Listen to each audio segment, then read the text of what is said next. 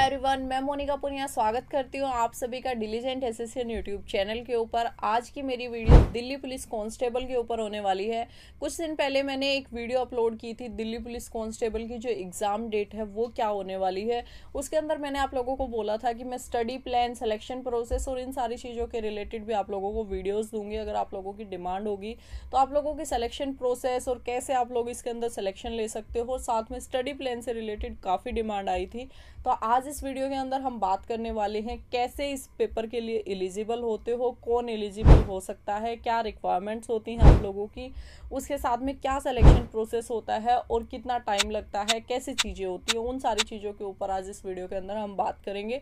सबसे पहले मैं आप लोगों को बता दूं कि इसका एलिजिबिलिटी क्राइटेरिया क्या है। बाकी चीज़ें तो बाद में यूज़फुल होंगे ना, अगर आप इसके लिए एलिजिबल ही नहीं होंगे तो आप लोगों के लिए वीडियो वेस्ट हो जाएगी या कोई भी उसका यूज़ नहीं होगा। तो अगर आप एलिजिबल हो तभी आप लोग इसके आगे का जो प्रोसेस है वो कर सकते हो।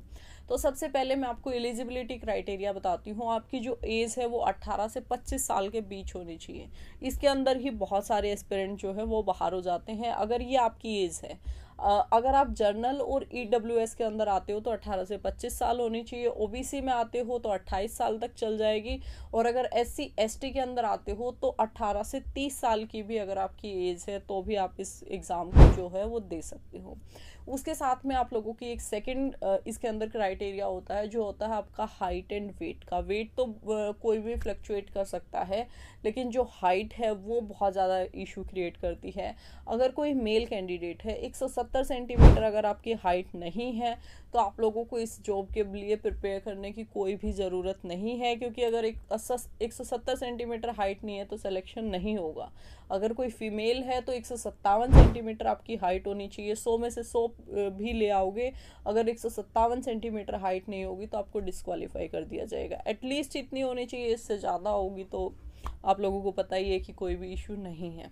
उसके बाद में मैं बात करती हूँ जो मेल कैंडिडेट हैं उनके पास में ड्राइविंग लाइसेंस होना चाहिए। ड्राइविंग लाइसेंस आप लोगों के पास में 2 व्हीलर और 4 व्हीलर, लाइट मोटर व्हीकल और मोटर व्हीकल विद गियर, ये वाला लाइसेंस आप लोगों के पास में होना चाहिए। ओनली मेल कैंडिडेट्स को चाहिए, फीमेल कैंडिडेट्स को नहीं चाहिए होता है। फिजिकल के टाइम आप लोगों के पास में जो ये ड्राइविंग लाइसेंस है वो होना चाहिए। तो एग्ज़ाम डेट मैंने आपको बताई थी कि लगभग आप लोगों के पास में अभी 7-8 महीने हैं, तो इतने टाइम के अंदर आप आराम से अपना ड्राइविंग लाइसेंस बनवा सकते हो। जिनके पास में नहीं है वो जाके अपना बनवा लीजिए। उसके साथ में आप 12th पास होनी चाहिए। अगर आपने 12th पास अभी तक नहीं की है तो आप इस एग्ज़ाम के लिए एलिजिबल नहीं होते हो, आप लोगों को 12th पास करनी ही होगी। इसमें एडिशनल बेनिफिट होता है एनसीसी का।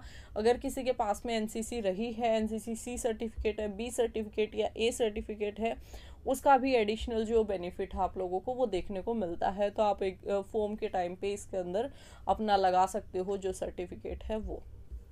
उसके बाद में मैं बात करती हूँ सिलेक्शन प्रोसेस की। इसका जो सिलेक्शन प्रोसेस होता है वो 3 फेजेस के अंदर होता है। सबसे पहला फेज होता है इसका written exam.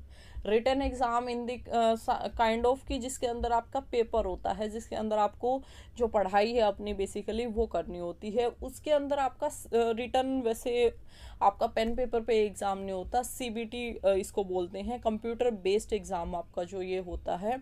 Computer based exam में क्या होता है, आप लोगों को एक स्क्रीन दी जाती है, कंप्यूटर दिया जाता है, उसके ऊपर आप लोगों का पेपर दिखता है और आप लोगों को सोल्व करने के लिए पेन पेपर दिया जाता है। उसके ऊपर सोल्व करके उसी के अंदर आप लोगों को टिक करना होता है। इसके लिए आप लोगों को डेफिनेटली पहले से प्रैक्टिस करनी होगी। बहुत सारे एस्पिरेंट ऐसे हैं जो ऑलरेडी कंप्यूटर से यूज टू हैं, उनको भी मॉक टेस्ट लगाने होंगे। जो ऐसे एस्पिरेंट है जो कंप्यूटर से यूज टू नहीं है या जिनको बहुत ज़्यादा अटेम्प्ट करना नहीं आता है या चीज़ें नहीं आती हैं, उन लोगों को भी अभी से प्रैक्टिस करनी होगी। इसकी प्रैक्टिस के लिए जो आपका एग्ज़ाम होता है उसी के जैसे टेस्ट बनाए जाते हैं जिनको बोला जाता है मॉक टेस्ट। मॉक टेस्ट आप लोगों को देने होंगे रेगुलर बेसिस के ऊपर। आप लोग प्रीवियस ईयर के मॉक टेस्ट लगा सकते हो। काफ़ी सारे दिल्ली पुलिस कांस्टेबल के लिए मॉक टेस्ट अलग अलग होते हैं, वो आप लगा सकते हो। जो दिल्ली पुलिस कांस्टेबल के मॉक टेस्ट हैं या किसी भी गवर्नमेंट जॉब के जो मॉक टेस्ट हैं वो आप लोगों को टेक्स्ट बुक के ऊपर मिल जाते हैं। और टेक्स्ट बुक के ऊपर फिलहाल सेल चल रही है। आज शाम को ये सेल ख़त्म हो जाएगी। उसके बाद आप लोगों को जो ये टेक्स्ट बुक का पास प्रो है ये लगभग 600 रुपये या 550 रुपये के आसपास मिलेगा। अभी 307 रुपये के अंदर आपको टेक्स्ट बुक का पास प्रो मिल रहा है। प्रो मैं स्पेशली बोल रही हूँ, जब आप चेक ले रहे हो तो चेक करना कि आपका जो पास है वो पास प्रो हो। प्रो के अंदर क्या है कि आप लोगों को प्रीवियस ईयर मॉक टेस्ट भी मिलते हैं, और जो ये एसएससी का एग्ज़ाम होते हैं या दिल्ली पुलिस का एग्ज़ाम होता है वो टीसीएस कंडक्ट करवाता है, और उसके अंदर प्रीवियस ईयर के क्वेश्चन बहुत ज़्यादा रिपीट होते हैं। प्रीवियस ईयर क्वेश्चन क्या होते हैं, जो पिछली बार क्वेश्चन जो पूछे गए थे एग्ज़ाम के अंदर वो हू बहू क्वेश्चन आपको बना के दिया जाता है, वो हू बहू पेपर आप लोगों को बना के दिया जाता है, उसको प्रीवियस ईयर पेपर हम बोलते हैं। तो वो आप लोगों को टेक्स्ट बुक के ऊपर मिल जाते हैं। DSSC कूपन कोड लगा लेना, तभी आप लोगों को ये 307 रुपये के अंदर मिल पाएगा। तो ये टेक्स्ट बुक का अगर कोई ऐसा एस्पिरेंट है जो अच्छे से तैयारी करना चाहता है, जो एलिजिबल है इस पोस्ट के लिए, तो वो डेफिनेटली अभी ले सकता है। बाद में इसका प्राइस जो है वो इंक्रीज हो जाता है। तो पहला आपका कंप्यूटर बेस्ड एग्ज़ाम होता है। कंप्यूटर बेस्ड एग्ज़ाम की एक कट ऑफ लगती है। जो उस कट ऑफ को क्वालिफाई करते हैं उनका फिजिकल टेस्ट होता है, फिजिकल इंडोरेंस टेस्ट और फिजिकल स्टैंडर्ड टेस्ट, दोनों एक दिन के अंदर ही करवाए जाते हैं। आपके फिजिकल इंडोरेंस टेस्ट के अंदर क्या होता है, आपकी रनिंग होती है, आपकी हाई जंप होती है, आप लोगों की लॉन्ग जंप होती है।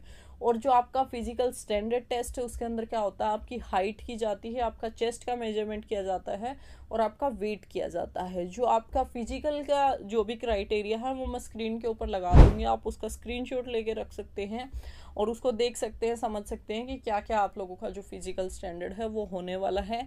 दिल्ली पुलिस का जो फिजिकल होता है वो सीपीओ के कंपैरिजन में हल्का सा टफ होता है, तो जो प्रैक्टिस है वो भी थोड़ी सी एक्स्ट्रा माननी पड़ेगी। बहुत सारे एस्पिरेंट ऐसे थे जिनका फिजिकल नहीं हो पाया था, और अभी भी कमेंट कर देना जो ऐसे एस्पिरेंट हैं जो 2000 अभी पहले वाला जो पेपर हुआ था 23 में जो पेपर हुआ था वो दिया था और उसके फिजिकल में बाहर हुए थे।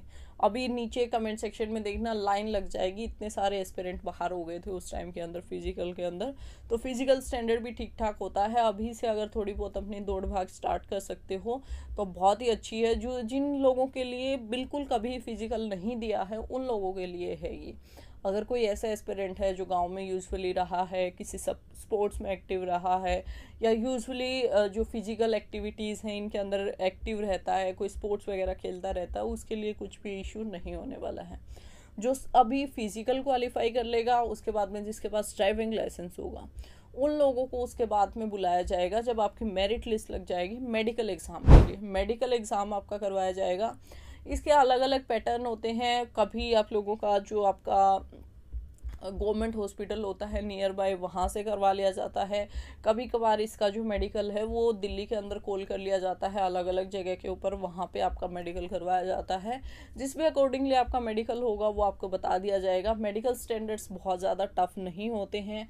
अगर किसी को ग्लासेस भी लगे हुए हैं तो वो लोग भी इसके अंदर अगर अपनी आई का जो विज़न है उसको करेक्ट कर लेते हैं, वो अलग अलग मेथड्स होते हैं, आप डॉक्टर से कंसल्ट कर लीजिएगा। वो अगर आप विदाउट ग्लासेस आपकी आईज अगर 6/6 हैं तो आपको कोई भी इशू नहीं होने वाला है। ग्लासेस अलाउड नहीं होते हैं।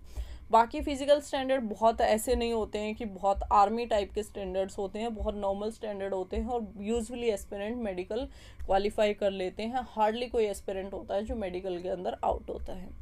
उसके बाद में आप लोग का जो फाइनल सिलेक्शन है वो हो जाता है और आप लोग दिल्ली के अंदर अपनी जो ट्रेनिंग है उसको करने के लिए आते हैं और जो वर्दी है आप लोगों का वो सपना पूरा हो जाता है। तो इतना सा सिलेक्शन प्रोसेस है इसका। आपका जो एग्ज़ाम है, एग्ज़ाम का पैटर्न थोड़ा सा और समझा देती हूँ।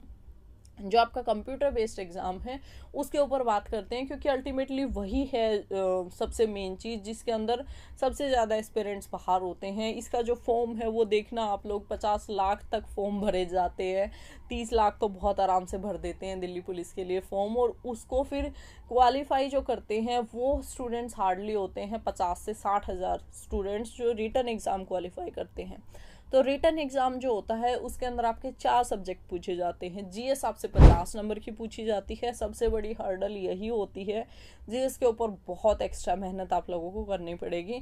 उसके बाद में आप लोगों का जो रीजनिंग है वो 25 नंबर की पूछी जाती है, काफ़ी आसान होता है स्कोर करना रीजनिंग के अंदर।